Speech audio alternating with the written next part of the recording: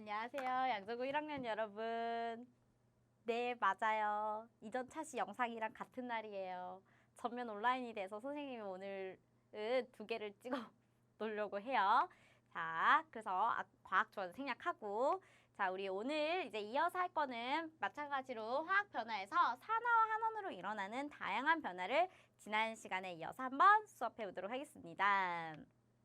자, 우리 지난 시간에 뭐 배웠는지 한번 떠올려 볼게요. 선생님 다 잃어버려도 산소의 이동과 그 다음에 전자의 이동으로 정의하는 산화 환원은 꼭 기억하라고 그랬죠.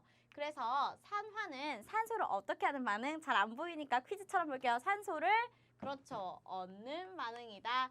그러면 환원은 산소를 어떻게 하는 반응이다? 산소를 잃는 반응이다 라고 했어요. 그러면 전자의 이동으로 보면 어떻게 해요? 전자는 전자를 잃는 반응이고요. 환원은 전자를 얻는 반응이다. 그래서 산소로 정의할 때랑 전자로 정의할 때가 잃고 얻고 그 다음에 얻고 잃고 얻고가 반대이기 때문에 이것도 유의해두고요. 그 다음에 한 가지 더. 산화와 환원은 항상 어떤 화학 반응이 일어날 때 산화와 환원이 일어난다면 동시에 일어난다는 것도 우리가 같이 기억해 두기로 했습니다. 기억나나요? 막 지난 시간에 전자도 막 화학식에 쓰고 복잡했는데 일단 그거 놔두고 우리가 산화 환원의 정의를 산소의 이동으로도 정의를 할 수가 있고 그 다음에 전자의 이동으로도 정의할 수 있는 게 중요한 거예요. 그래서 그 다음에 지난 시간에 한 가지 더. 산소의 이동으로 정의하는 것보다 내가 산소의 이동이 직관적으로 보이지 않거나 혹은 산소가 관여하지 않거나 애매한 반응이어도 전자의 이동으로 산화환원을 정의하면 우리가 조금 더 뚜렷하고 명확하게 볼 수 있다고 했죠. 그래서 이거보다는 산소로 정의하는 것보다는 전자의 이동으로 정의하는 것이 조금 더 확장되고 넓은 의미의 개념이다까지 우리가 지난 시간에 했습니다. 그렇다면 우리 일상생활에는 어떤 산화환원이 있는가를 알아보기 전에 우리 지난 시간에는 어떤 화학 실험을 하나 봤었나요? 산화구리와 탄소를 반응시켜서 이산화탄소와 구리가 만들어지는 반응을 봤었죠. 또 다른 사실 산화환원 반응은 너무나도 많아요. 산소가 지금 우리 생명체에도 중요하지만 굉장히 여러 가지 산소가 관여하는 반응이 많기 때문에 산화환원이 많은데 그래서 이번에는 질산은 수용액과 구리의 반응 실험 영상을 하나 보고 한번 여기에서는 어떻게 산화환원이 일어나는지 보도록 하겠습니다.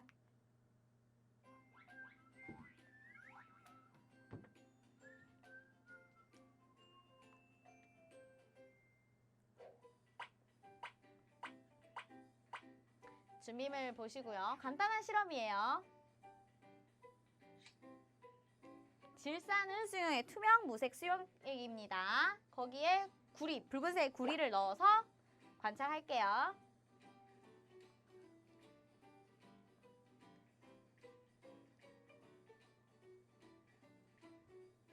잘 보이나요?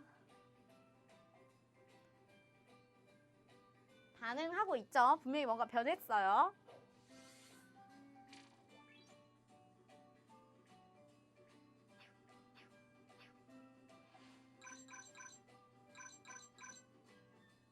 투명했던 용액이 푸른색이 되었고 구리줄에 뭔가가 들러붙었어요. 이 화학 반응도 쌤이 이따가 적어줄 거고요. 자, 뭔가 빠르게 지나갔지만 일단 우리는 실험 영상을 떠올려 볼게요. 자, 실험을 한번 다시 봅시다. 자, 질산, 은수액. 이게 처음에 반응 전이에요. 투명, 무색. 이 질산은 수용액에다가 붉은색, 우리 지난 시간에 했죠. 산화구리는 검은색이었지만 구리는 붉은색이었죠. 그래서 붉은 구리를 넣었더니 어떻게 됐냐면 지금 이 구리줄 밑에 뭐가 다닥다닥 붙었어요. 구리줄 주변으로 뭐가 다닥다닥 붙고 지금 조명 때문에 잘 안 보이지만 투명 무색했는데 여기가 살짝 푸르스름하게 변했다까지가 관찰이 되었습니다. 그래서 반응 전과 후의 수용액의 색은 투명했던 용액이 푸르스름하게 푸른색으로 변했다는 걸 알 수 있고 이 그림 이따가 다시 한번 볼게요. 그 다음에 반응 후 구리줄 표면에 뭐가 다닥다닥 붙었는데 붉은색의 구리줄 표면에 은백색의 금속가루가 붙어 있는데 질산 은수용액이니까 뭔가 은백색 붙을 거는 구리밖에 없다. 그래서 우리가 죄송해요. 은밖에 없다. 그래서 이 은백색의 가루 즉 은이 뭔가 석출이 되었다 만들어졌다까지 우리가 유추해 볼 수가 있습니다. 그 다음에 질산은 수용액과 구리의 반응을 그렇다면 산화환원으로 설명해 봅시다. 그래서 구리 이온으로 됨으로 전자를 잃고 산화되고, 일단 읽을게요. 은 이온은 은으로 됨으로 전자를 얻어서 환원되었다라고 했는데 또 너무 복잡해. 한번 다시 볼게요. 자, 우리 이거 아까 그림으로 일단 보는데, 일단 질산은 수용액이니까 질산은 수용액이에요. 자, 질산은 수용액인데 수용액에서는 이온으로 존재할 수 있다고 그랬죠. 그래서 질산은 수용액에서는 뭐가 있냐면 수용액이기 때문에 은으로 존재할 수 있어서 이 질산은 수용액에는 은 이온이 있는 거예요. 은은 플러스 1가 양이온이죠. 그래서 은 이온인데 이 질산 은 수용액에다가 뭐를 넣었냐면 여기서도 보이나요? 여기에다가 구리를 반응시켰죠. 구리는 우리가 화학식으로 구리인데 얘네가 반응을 했더니 어떻게 됐냐면 지금 여기 한번 볼게요. 구리가 구리 이온이 되면서 전자를 잃고요. 여기 전자를 내놓고 있죠. 전자를 잃고 그 전자를 은 이온이 받아서 은이 석출됐죠. 아까 구리 표면에 은백색의 고체가 만들어졌대. 은이 만들어졌다고. 그래서 이렇게 반응을 하면 어떻게 되냐면 이 은 이온이었던 은이 만들어지고요. 그 다음에 푸른색을 띄었다라고 했죠. 사실 우리가 수용액에는 대부분 물론 우리가 주로 보는 건 투명한 색이 많았지만 어떤 금속 양이온이나 다른 이온들에 따라서 색을 띠는 것도 있어요. 그래서 이런 푸른색은 대표적으로 구리 이온의 색입니다. 그래서 구리 이온, 구리 2가짜리 이온도 만들어졌구나도 알 수 있습니다. 구리는 무조건 플러스 2짜리는 아니지만 우리가 대부분 고등학교 과정 실험에서 사용하는 구리 이온은 대부분 한 게 플러스 2짜리 이온이라서 선생님이 화학식을 이렇게 써보았어요. 그래서 질산 은수용액이라고 했지만 질산 은수용액 안에 있는 은이온과 구리가 반응을 해서 은과 구리 이온이 만들어졌네. 그럼 우리가 산소의 이동은 보여요, 안 보여요? 보이지 않아요. 하지만 전자의 이동을 보면 이 반응 역시 산화환원 반응이고 전자 이동을 설명할 수가 있습니다. 은 이온이 은이 되는 거. 양이온이 다시 원자가 되기 위해서 전자를 어떻게 했을까요? 전자를 얻었겠죠. 그 다음에 중성 구리 금속이 구리 양이온이 되는 건 어떻게 된 거예요? 전자를 잃고 양이온이 되는 거잖아요. 그래서 이 그림을 이렇게 나타내면 구리가 구리 양이온이 될 때는 전자를 잃고 그 전자를 은이온이 받아서 그냥 그 중성 은이 석출됐다. 그럼 전자는 은이온은 전자를 잃었나요? 얻었나요? 전자를 얻었죠. 전자를 얻으면 환원이었죠. 기억나요? 그다음에 구리 같은 경우는 전자를 잃고 구리 이온이 되었죠. 전자를 잃었으니까 뭐예요? 산화예요. 그래서 우리가 그 그림말을 한글로 설명을 하면 화학식까지 나왔네요. 구리는 구리 이온으로 될 때, 구리가 구리 이온이 될 때 전자를 잃었으므로 당연히 양이온이 됐겠죠. 그다음에 은 이온 같은 경우는 전자를 얻어서 은이 됐기 때문에 전자를 잃은 구리 이온은 전자를 잃은 구리 같은 경우는 산화된 거고 은 이온 같은 경우는 전자를 얻어서 환원된 거죠. 그래서 화학식으로 나타내면 이렇습니다.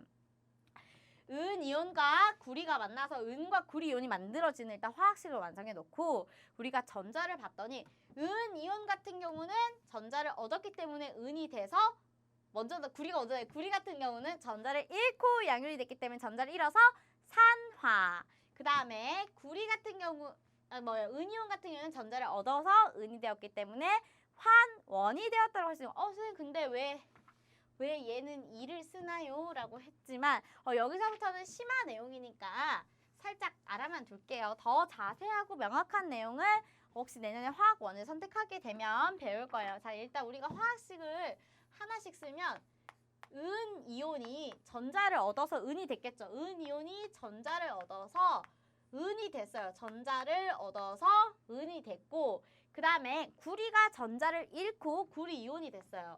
구리가 전자를 잃고 전자를 얻었는데 왜 저기다 썼을까요? 다시 은 이온이 전자를 얻어서 은이 됐고요. 구리가 전자를 잃어서 구리 양이온이 됐는데 구리는 2가 양이온이 됐으니까 전자를 몇 개 잃었나요? 2개 잃은 거예요. 전자를 잃은 거는 화살표 오른쪽에 써서 나타내준다고 했어요. 지금은 그냥 그래? 그냥 그런 거야? 그냥 알아만 두고 외울 필요는 없습니다. 그런데 우리 지난 시간에 쌤이 팁이라고 항상 산화와 환원은 동시에 일어난다고 했던 거 기억나나요? 그럼 동시에 일어나려면 이 전자가 뭐 갑자기 공중으로 날아가거나 없어지거나 생기거나 그러지 않을 거니까 사실 산화환원에서는 이동하는 전자 수가 같아야 돼요. 그럼 나 2개 내놓을 건데 그러면 어쩔 수 없이 이동하는 전자가 2개로 같아져야 되니까 전체에 2를 곱해서 그래서 구리 하나가 산화될 때 은은 2개가 환원되는 건데 그렇게 어렵게 할 필요 없고 왜 2인지 궁금한 친구들을 위해서 설명한 거예요. 우리가 지금 여기서 알아야 될 건 뭐다? 질산 은수각에 있는 은이온과 구리를 반응시켰을 때 은이온은 전자를 얻어서 은이 됐고 전자를 얻었으니까 환원이 된 거고요. 그 다음에 구리는 전자를 잃어서 구리 이온이 됐는데 전자를 잃었으니까 산화가 되었네. 이 반응에서 어떤 물질이 산화가 되고 어떤 물질이 환원이 되고 그래서 각각 뭐가 되었는지 이게 우리한테 중요한 거예요. 우리는 지금 이렇게 방금 선생님이 왜 이가 있었는지 설명하긴 했지만 이건 몰라도 된다는 거예요. 그냥 우리가 이 화학 반응을 통해서 어떤 물질이 산화가 되고 어떤 물질이 환원이 되었는지 그래서 전자가 어디에서 어디로 이동했는지를 아는 게 중요한 겁니다. 그래서 이 구리가 잃어서 구리 이온이 즉 산화가 될 때 그 전자를 은이온이 받아서 은으로 된 겁니다. 이해됐나요? 그래서 우리가 이 화학 반응식을 이렇게 설명할 수 있고 그럼 우리 주변에 산화하는 반응은 뭐가 있는지 한번 예시를 볼게요. 우리가 지난 시간에 한 그 석회수를 가지고 한 실험이나 방금 같은 실험은 우리가 시약실에 쓰는 거고 일상생활에도 굉장히 많은 산화환원이 일어나고 있습니다. 그래서 광합성이 대표적인 예시인데요. 광합성은 우리가 식물의 엽록체 이거 또 1학기 때 배웠죠. 엽록체에서 광합성이 일어난다. 빛 에너지를 이용해서 반응 물질 재료는요. 이산화탄소와 물입니다. 이산화탄소와 물이 반응을 해서 포도당과 산소를 만드는데 얘도 산화하는 반응이래요. 그래서 화학식이 어떻게 되느냐면 그리고 이때 이 포도당은 생명할 때 필요한 에너지원으로 사용한다라고 돼 있죠. 그래서 이산화탄소와 물과 포도당인데 이산화탄소, 포도당 이 화학식입니다. 그래서 이걸 보면은 자 보세요. 이산화탄소와 물이 빛 에너지를 이용해서 포도당과 산소를 만드는 반응인데 이산화탄소는 산화환원되는지 보면 선생님 얘는 꼭 전자로 보라는 건 아니에요. 산소의 이동으로 명확하게 보이면 산화환원을 쉽게 판단하면 그건 땡큐인 거고 산소의 이동으로 명확하게 보이지 않을 때는 우리가 전자를 확장을 하는 건데 이산화탄소 같은 경우는 포도당이 됐어요. 이산화탄소가 물과 반응해서 포도당인데 그럼 얘 같은 경우는 이산화탄소 물질 내가 반응하는 물질 기준으로 보여줘. 산소를 얻었나요? 잃었나요? 산소를 이산화탄소에 산소 몇 개 있어요? 2개? 섭섭해요. 이 화학 반응, 이 반응에서의 보는 거예요. 이 반응에서는 이렇게 반응할 때 이산화탄소가 총 6개, 6분자가 반응해야 되니까 총 산소가 원래는 이 반응에 관여하는 산소는 12개죠. 12개. 2개짜리가 6개 있어야 되니까. 근데 포도당이 되고 나면 산소는 몇 개예요? 6개밖에 없어요. 그러면 산소를 잃었죠. 12개에서 6개니까 산소를 잃었다. 산소로 정의할 때는 환원, 이거 자유롭게 돼야 돼요. 전자의 이동으로도 산화원을 정의할 수가 있고 산소 이동으로도 산화원을 정의할 수 있어요. 그러면 이렇으니까 얘는 환원이네. 그럼 한 번 더 확인할까요? 물 같은 경우는 산소가 어떻게 됐나요? 물은 산소가 됐는데 물 같은 경우는 산소가 몇 개 있어요? 한 개 하면 서운해요. 이 화학 반응에 관여하는 산소는 물에 필요한 게 6개죠. 6개. 6개인데 지금 산소가 몇 개 됐나요? 산소 분자가 되면서 산소가 2 곱하기 2개짜리가 6개 있으니까 12개가 돼서 산소가 늘었죠. 산소를 얻으면 내가 물 기준으로 산소를 그 화학 반응 후에 더 얻으면 물은 산화가 됐다고 할 수 있는 거죠. 이 반응 전 물질로 산소를 내가 반응 후에 산소를 얻었는지 잃었는지를 판단하는 거. 그래서 이 광합성을 화학식으로 쓰면 이런데 이 반응 역시 산화하는 반응입니다. 그래서 이산화탄소와 물이 엽록체는 물론 빛이 있어야겠죠. 그래서 빛 에너지를 이용해서 포도당과 산소를 만드는 과정에서 그때 이산화탄소는 산소를 잃고 포도당이 되고요. 물 같은 경우는 산소를 얻어서 산소가 되면서 산화가 된다. 그래서 산소 잃고 거꾸로 산화원을 판단한다라는 걸 알아야 됩니다. 자, 그 다음에 우리 일상생활에서 볼 수 있는 산화환원 반응의 예시는 호흡입니다. 호흡도 1학기 때 우리가 세포 소기관 할 때 했었죠. 미토콘드리아에서 일어나고요. 이 포도당을 통해서 포도당과 산소가 반응을 하면 이산화탄소와 물이 생성되고 이때 발생하는 에너지로 우리가 다양한 생명 활동을 수행한다라고 했었죠. 그래서 또 화학식을 쓰면 이렇습니다. 그래서 포도당과 산소가 재료죠. 반응 물질입니다.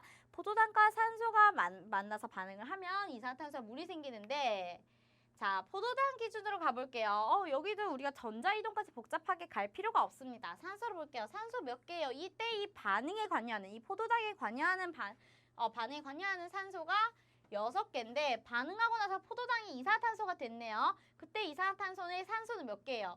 2 곱하기 6, 12개. 6개에서 12개로 산소가 늘었다. 산소를 얻었죠. 포도당 자신의 기준으로. 물론 이 옆에 있는 반응물질로부터 얻었겠죠. 산소를 얻었으니까 산화됐네라고 할 수 있겠죠. 그 다음에 산소 같은 경우는 봐볼게요.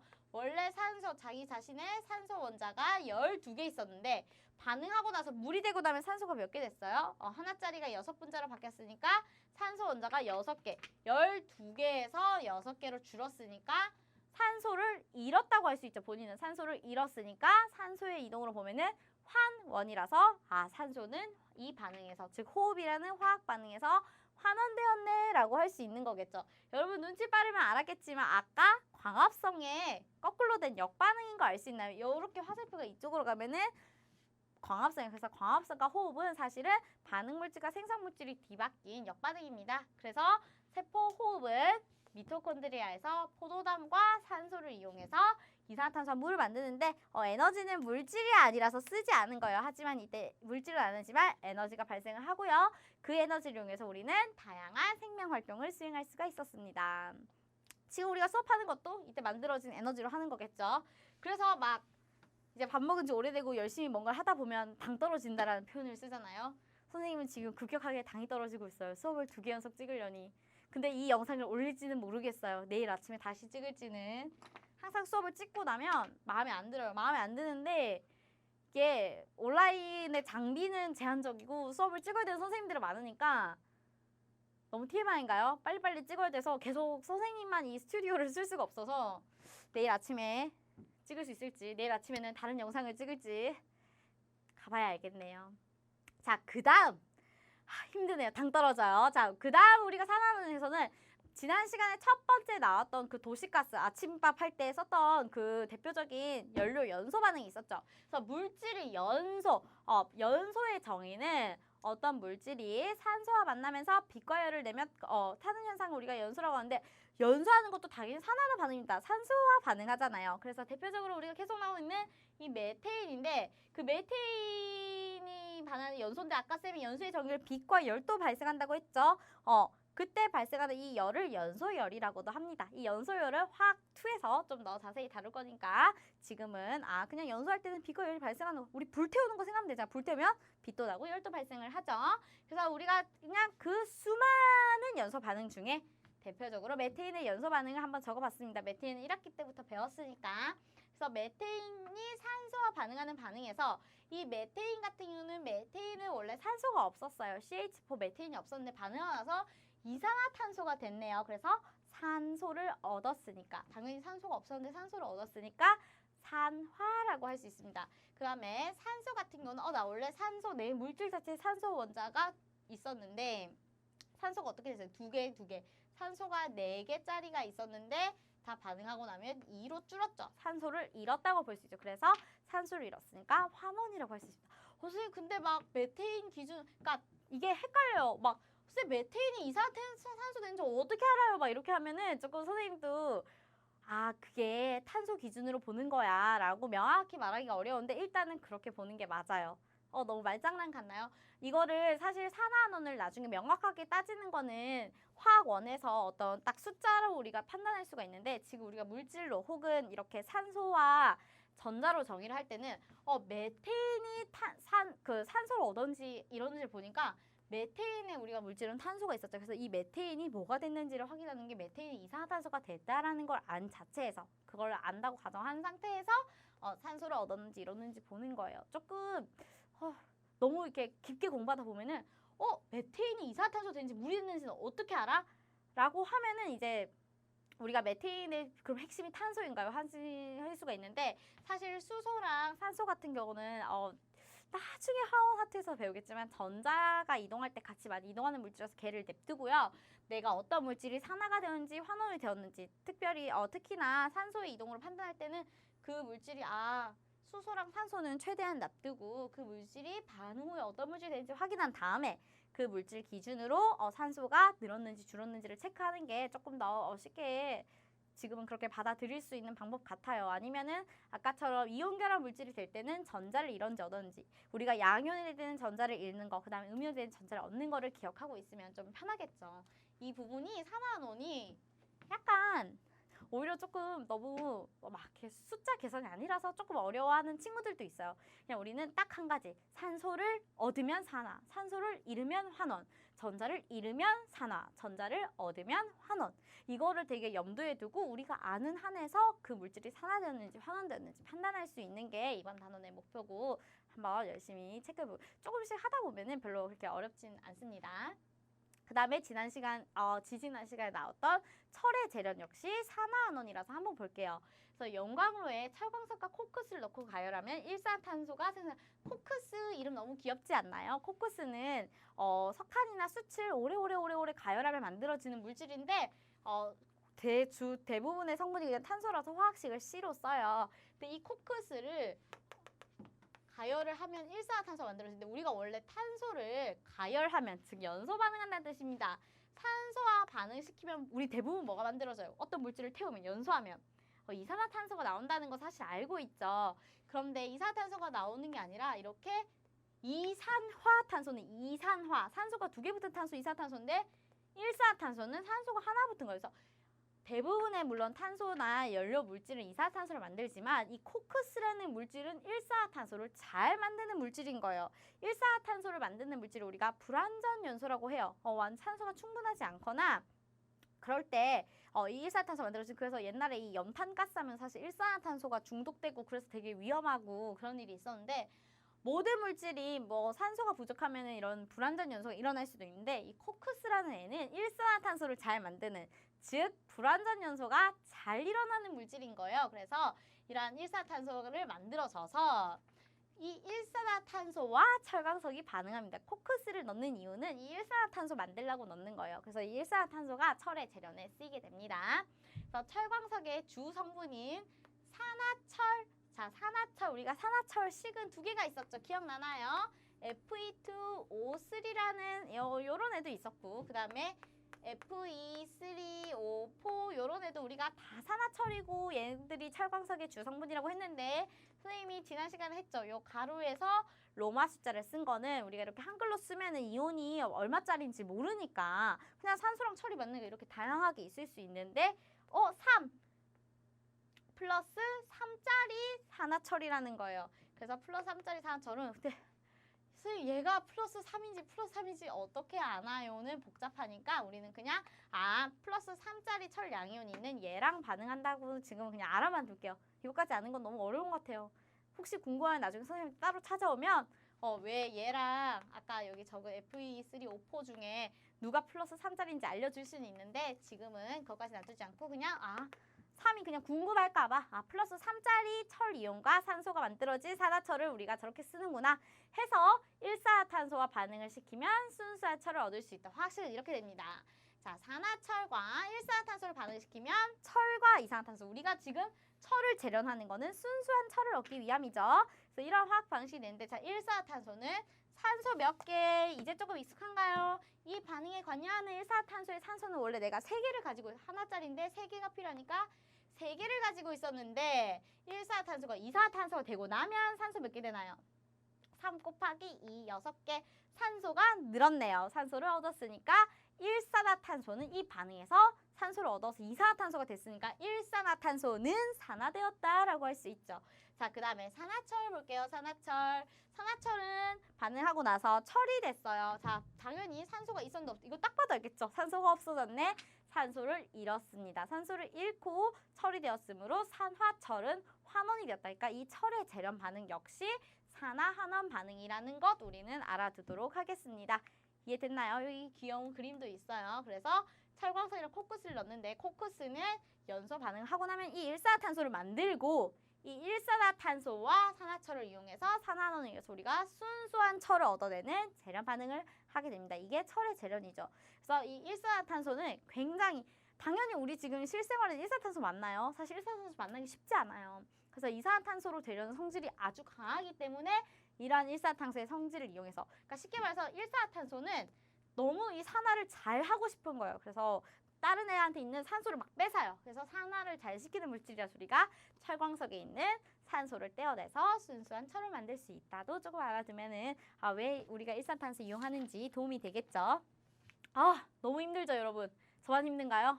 자, 그래서 그 밖에 우리 방금 4가지나 했죠. 과합성, 호흡, 연소, 철의 재료 했는데 그러고 말고도 너무 많다 이 말이에요. 그래서 철의 부식도 산화원이라 아까 우리가 쇠빠지게 철광석을 힘들게 철로 재련해놨는데 철은 사실 우리 쉽게 녹슬잖아요. 물이랑 산소랑 접촉하면 금방 녹쓰는 거 알고 있죠. 그 녹쓰는 거를 과학용어로 유식하게 부식이라고 합니다. 마찬가지로 그렇게 순수한 철이 산소랑 만나서 산화철로 돌아가면 우리가 그거를 철이 녹슬었다라고 하고 철의 부식이 또 마찬가지로 산화환원일 거예요. 그 다음에 지난 시간에 처음에 했었죠.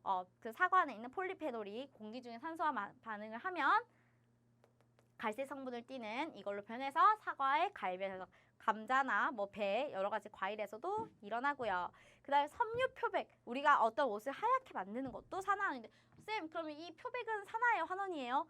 동시에 일어나는 것도 맞고요. 표백제가 아예 산화 표백제도 있고 환원 표백제도 있어요. 2가지 화학 반응을 이용해서 우리가 섬유를 하얗게 하는 표백 역시 산화하는 바이다. 이런 예시는 화학 반응식을 외우다기보다는 산소가 이동하구나, 산소가 관여하구나. 그래서 되게 실생활에서도 산화하는 반응이 이런 것들이 있구나를 알아두면 좋을 것 같아요. 그래서 너무 힘들었어요, 여러분. 다음 시간에는 짠! 어디서 본 것 같아요. 갑자기 pH 나오고 막 산성 주사 연기서 다음 시간에는 우리 주변에 있는 산과 염기에 대해서 한번 배워보도록 하겠습니다. 너무 이렇게 정신없는 수업을 잘 따라와줘서 고맙고요. 혹시나 질문 있으면 EBS 커뮤니티를 통해서 남겨주면 선생님이 최대한 들어가서 질문 남겨도록 하겠습니다. 자, 여러분 너무 수고했고요. 그래서 당연히 이거 선생님 지난 시간에 빼먹었는데 저작권은 선생님한테 있습니다. 그리고 이 별도 출처는 따로 표기하기 때문에 방금 산성 염기성 같은 경우는 여기서 가져왔고 혹시 원하면 따로 게시하도록 하겠습니다. 자, 여러분 너무 수고하셨습니다.